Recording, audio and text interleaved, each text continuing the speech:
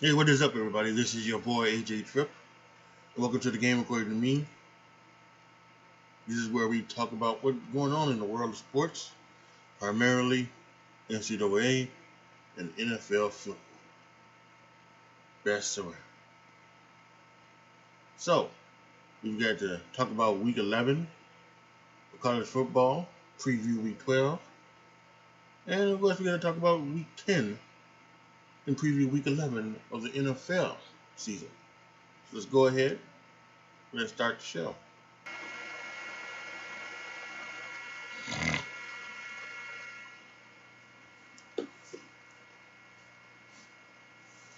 I'll say to go back to the NCAA, we go back to Thursday. Pittsburgh just narrowly escaped the University of North Carolina, 30-23. On Friday, Cincinnati beat up on South Florida, making them, hopefully giving them a impressive victory for the voters, 45-28. To Saturday, the upset of the weekend was Baylor beating Oklahoma, 27-14. Oklahoma probably now has no chance of making it to the college football playoffs. They would need tons of help, tons of chaos to happen, and that's probably not likely going to happen. Also in that game, very interesting because of tiebreakers. Baylor at the end they called timeout with 1 second left. Okay, so when I was watching this live, I thought this was so stupid. I thought this was so stupid. They counted down, and then when they called timeout with 1 second left, and the fans thought the fans thought that game was over, so they ran onto the field, and it was a stupid. If they wanted to call timeout to kick the field goal to get score points on a tiebreaker, fine, but do it when there's like 3 or 4 seconds left. The field goal wasn't going to take more than that from where they were kicking it, you know. And then that could have been it, but they waited all the way down to the one. So that's just garbage on the Baylor's head coach. Not because he was trying to, get points, but from waited to the last second. I thought it was stupid. And then we had to wait another 10 minutes to clear all the fans off the field and for Oklahoma to get some people on the field so that they can do the damn field goal kick. It's just ridiculous.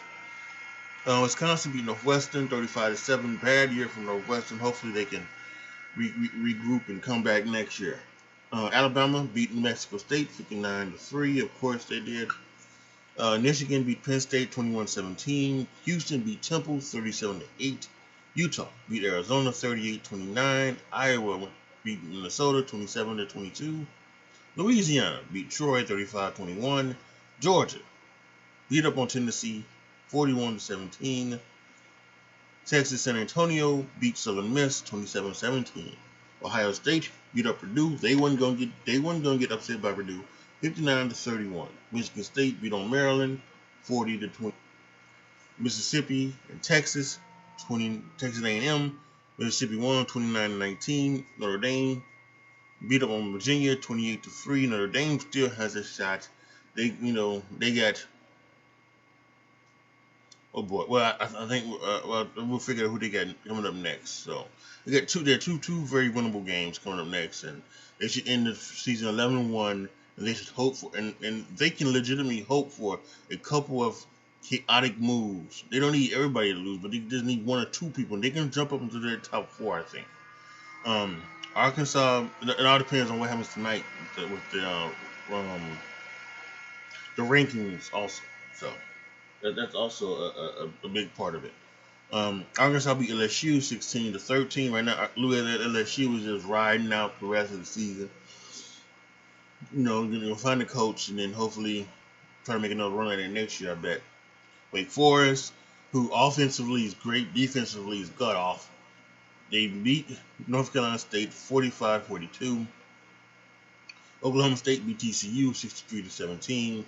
San Diego, another team that's just riding out the wave. They've already fired. Just like LSU, they've already fired their head coach. So they're just waiting for that to ride out. San Diego State beat Nevada 23-21, and Oregon keep it continuing. They beat Washington State 38-24. And as we look ahead to week 12, Friday, Houston taking on Memphis, and UNLV is hosting San Diego State. And then we get to Saturday. We got another one of these games. I swear I hate these games.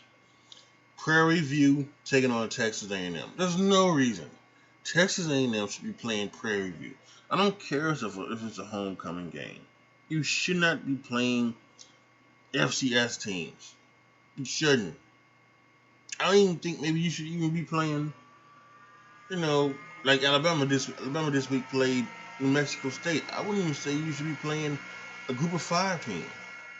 Play somebody that gonna give you a chance. I don't care if it's a freaking homecoming game. Pisses me off. Wake Forest taking on Clemson. Probably the game of the week. Michigan State at Ohio State. We'll see where we're ranking. In the AP, Ohio State is ranked 5th. Michigan State is ranked 7th. We'll see where the rankings are later on tonight. But that's probably going to be the game. The winner of that game, more than likely, I think, will be the Big Ten champion. Even though if Ohio State wins, they still would have to face Michigan, but Michigan has not beat Ohio State in several years. So I think it's going to be hard to try to think that Michigan will beat Ohio State again this year. So for me, I'm saying that I think Michigan State and Ohio State are probably winner of those will probably win the Big Ten championship. We also have Oklahoma trying to regroup after their loss to Baylor. They're going to pick on Iowa State. Oh, fuck. We have Georgia taking on Charleston Southern. Really? This is they've got to change this. They really do. They've got to change this. Illinois takes on Iowa. Georgia Tech is at Notre Dame. That's who I thought Notre Dame was going to play. Yeah, Georgia Tech. They no longer run the option, so I think it should be maybe an easier game for Notre Dame. Michigan takes on Maryland. Cincinnati has to keep it continue. They're taking on SMU, who was at the beginning of the year a pretty good team. They lost a couple games since then, so we'll see how tough a game that is for Cincinnati. Virginia, Pittsburgh. Virginia didn't have their quarterback against Notre Dame. We'll see if they have it this week against Pittsburgh. Nebraska's at Wisconsin. University of Alabama Birmingham is at the University of Texas San Antonio. Arkansas and Alabama. Syracuse at North Carolina State. BYU at Georgia Southern. Louisiana at Liberty. Baylor and Kansas State. Vanderbilt, Mississippi. Oregon at Utah. And Oklahoma State at Texas Tech. Texas Tech had a big win this past week. A 62-yard field goal to win the game at the end. That was very exciting game to watch as well. But here we are. We got Oregon and Utah. Oregon also in the playoffs. They need to keep it up as well, because if they lose, it's got to be over for them as well, and over for the Pac-12. All right, so now let's go to the NFL. We're looking back on Week 10, starting with Thursday. The Dolphins upset the Ravens 22-10, coming out of that game. One of the best things about it was the screen pass to Robert Hunt, from Tua Tagovailoa, and that was a illegal touch because Robert Hunt is a lineman, but he caught the ball, he ran it, he scored a touchdown, but obviously he did not declare himself an eligible receiver, and they had to call it back. But it was fun for everybody to watch. Really, really fun. Dolphins beat the Ravens though, 22-10. Titans beat the Saints coming back to Sunday, 23-21. The Bills blew out the Jets. They get back on track, 45-17. Steelers and the Lions fought to a tie. Poor Lions. 0-8-1 now. on the season. Oh boy. Colts and the Colts beat the Jaguars 23-17. Washington upset the Buccaneers. Washington had a great fourth quarter. They had a 19-play, 10-minute drive, ending in a touchdown, keeping Tom Brady off the field. That is great way to play. Taylor Heineke's been doing some unbelievable things in his way, and it came out yesterday that more than likely, what's his face, Ryan Fitzpatrick, will not be coming back because of his hip injury. So the Taylor Heineke's way all the way through the rest of the season. So that should be something to talk about. The Patriots beat the Browns 45-7, blew them out. We just talking about it now. That's just thinking about it. What do you do with Baker Mayfield if you're the Browns? It doesn't look like Baker has ups and downs. It doesn't look like he is he's not. He doesn't look like he's a franchise quarterback, but he's good enough to get you there, right? If you run the ball and you play the defense you can, he can make plays in the passing game to get them where they want to go. But the thing is that good enough? See, we now live in this era of quarterback snobbery. I like to say, where if you're not doing it where it's 4,500 yards and it's 35 touchdowns and it's 5 interceptions, then you're not good. People automatically want to say, well, you're not good. But no, it's not good. Kirk Cousins is a good quarterback. Ryan Tannehill is a good quarterback. Baker Mayfield might be a good quarterback, right? They just need help. Kirk Cousins needs his running game. So does Ryan Tannehill. I wanted to say that about Jared Goff, but Jared Goff has kind of shown this year that maybe it was. I tried to give him the benefit of the doubt and say that he had a part in taking that team to a Super Bowl. He was a big part of that, but he just hasn't played well with the Lions. Let's be honest, he just hasn't played very well with the Lions, and he's a part of the reason why they're winless.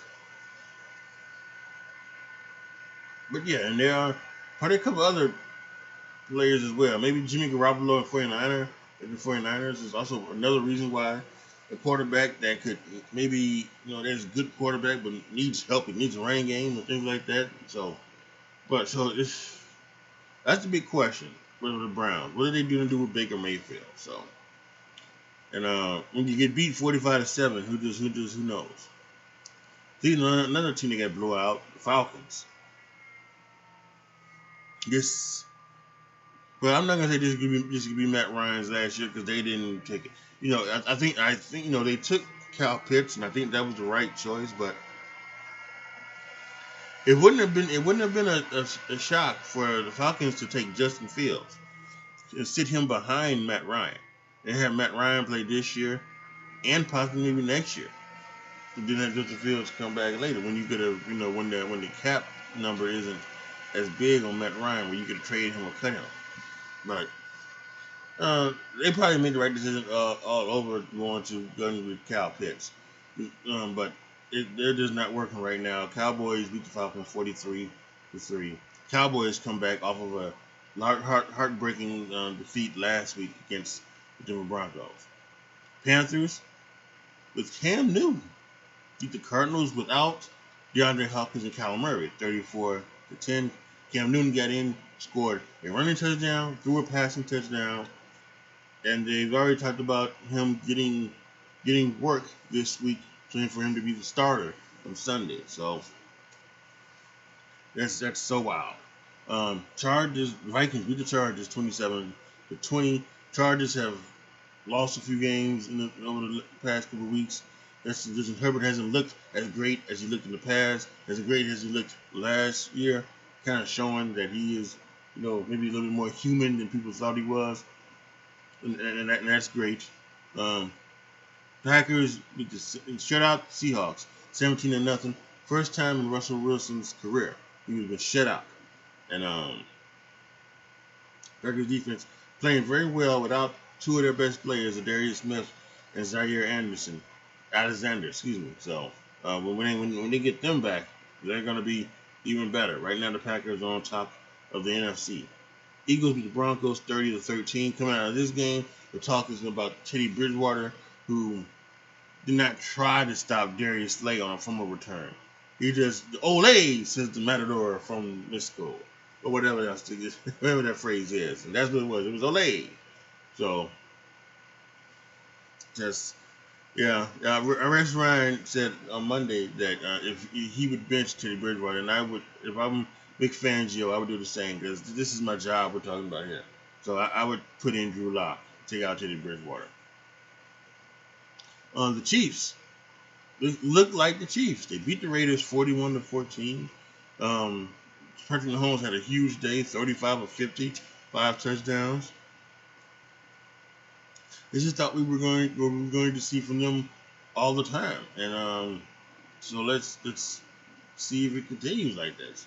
Because if the Chiefs are going to do this for the rest of the season, then the AFC should be on alert because the Chiefs are coming back, and they are ready to start. And how about the Rams losing 2 in a row, 2 primetime games in a row? Lost to the 49ers 31-10. I know they lost Robert Woods and Odell Beckham Jr. is just getting into the flow of things, but I don't know, man. After the 49ers lost to the Cardinals, they come back and they basically blow out the Los Angeles Rams. I don't know, that's a bad loss on the Rams record. Bad loss on the Rams record. As we look ahead to week 11, this Thursday, the Patriots, Mac Jones, playing very well as a rookie quarterback, going to Atlanta to take on the Falcons. And then Sunday, Lamar Jackson comes to Chicago. Chicago coming off a bye. Ravens kind of basically had a bye because they played Thursday. It's Ravens and the Bears. You got the Packers at the Vikings. That should be interesting. Both teams winning. Both teams playing. I think both teams are probably in the spot for looking to try to get into the playoffs. You know, the Packers are 8-2. Vikings are, I think they're 5-4. So they're looking into it. This is also a good game. I think we got some good games this week. It looks like the Colts and the Bills. Colts have been, trying to get back into the playoffs race. Bills trying to hold off the Patriots, from coming into the divisional race. So this should be a good one. Bills and the Colts. I don't know about this one. It might end up being a good game when really it shouldn't. The Lions and the Browns. The Browns should really take the Lions to the woodshed. But as we just saw with the game, we don't know what's going to happen. We don't know what Baker Mayfield we're going to get. So, Lions and Browns. How about this? Like we just talked about Cam Newton, right? Cam Newton, they're trying to get Cam Newton to be the starter for the home game against the Washington football team and his old coach, Ron Rivera. Wow. Panthers are still in it, too. Panthers are still in the playoff race as well. Texans, the Titans should, they don't have Derrick Henry, they should hold off the Texans here. Give them, give them a little bit of a spanking. 49ers and the Jaguars, I don't know about this one. Jaguars have played well. They beat the Bills a couple of weeks ago. They hung tough against the Colts. The 49ers now coming off this thing against the Rams. They might still be in the playoff race as well, so they need to stack some wins themselves. The Dolphins at the Jets. Dolphins coming off a great win. The Jets are coming off this blowout loss against the Bills. We'll see what happens there. Saints and the Eagles. Saints, they need to keep it continue. I don't know why they're playing Trevor Siemian. Trevor Siemian has played okay, but I would go with Taysom Hill. I think Taysom Hill gives you the quarterback position gives you the best chance to win, but who knows? They're going to be at the Eagles with Jalen Hurts still at the helm. Jalen Hurts, I need to look at Jalen Hurts' stat line and see how he's been playing, because I have not watched the Eagles game really fully in a long time, and I need to look at his stats line for each game and see how has he been. Because this is another quarterback that we talked about earlier with Baker Mayfield. This is another quarterback that, even though he's young and he's in his second year, he still could have a couple more years. This is another person that could be one of those quarterbacks where he needs a ton of help. He needs good receivers. He needs a good running game, and he needs, a pretty good defense. Or is he going to step up and become a top tier quarterback? Who knows? Bengals are at the Raiders. Bengals had their bye week this past week. A couple of weeks ago, they were trounced by the Browns. So, kind of funny how it happens. Like a few weeks ago, the Bengals trounced the Ravens, right? The Bengals trounced the Ravens, and then lost to the Jets, and then get trounced by the Browns, and then had the bye week. So now they're coming back. They need to get it together, and the Raiders, that first game after the John Gruden thing, they went and they, I believe it's the Giants. They went and they, kind of beat the Giants handily as they should, right? So you kind of thought, okay, they're going to, they're going to kind of survive this maybe. But the thing happened with Henry Ruggs, and then the thing happened with their cornerback. And boy, it's just, and they've lost since then, and so I don't know if they can get this Raid back on the road. So gonna be interesting one though. Bengals at the Raiders, excuse me. Cowboys at the Chiefs. They should be really good. They should be really good as well. Cowboys now have Dak Prescott. They just beat the holy hell at the Falcons, and Chiefs just beat the holy hell out of the Raiders. So this is going to be a good one. See what happens. This could be one of those ones where a bunch of points are being put up in this game. Cardinals are at the Seahawks. We'll see. The Cardinals have a bye in week 12, so we'll see. But Colt McCoy is banged up. That other guy, he's the only quarterback they have. So will they rest Kyler Murray one more week and then wait and then have that bye week and then they come off the bye in week 13, playing the Chicago Bears and wait for that? Or will they, or are they going to, have to play Kyler Murray because they don't want the other guy to play and play against the Seahawks team, which is looking for wins as well? They're trying to jump back into the playoffs. Sunday Night Football still is in the Chargers. Ben Roethlisberger missed this week because of COVID-19. Hopefully he'll be back in time for this game against the Chargers. And, of course, like we mentioned, the Chargers have been sliding back down out of the divisional race. So this is a chance for them to get back into it. A chance for Justin Herbert to get back, playing as well. And then, of course, Monday Night Football, the Giants and the Buccaneers. Tom Brady has lost 2 straight games. I don't think they're going to lose the third. I think the Giants are going to be sacrificial lambs for the Buccaneers, and I expect Tom Brady to show out, even though he may not have Antonio Brown and Gronkowski and whoever else, but I expect Tom Brady to show out on next Monday night. All right, y'all, that's going to be it for me this week. Make sure you come back here next week, where once again we will talk about, college and professional football. We may look into the pros as we're seeing what's going on. And we got a lot of stuff going on too. Next week is Thanksgiving week. Maybe we'll talk about that and everything like that. We got a lot of stuff to do. So make sure you come back here next week. If you're listening to this podcast and say, hey, I like this, then make sure you go to Andre's Triplet Show, anchor.fm/Andre's Triplet Show, where you can support your boy, support this podcast. By low prices of 99 cents, $4.99, and $9.99 a month. You can also go to patron.com/AJTRIP to become a patron. Once I hit a certain amount of patrons, you will be able to determine what you hear on my other podcast, which will be starting very soon in the beginning of the new year. See you guys next week. Thank you guys so much for listening. This is your boy, AJTRIP, signing off. As always, be good to each other, y'all. Be careful out there. And I am out.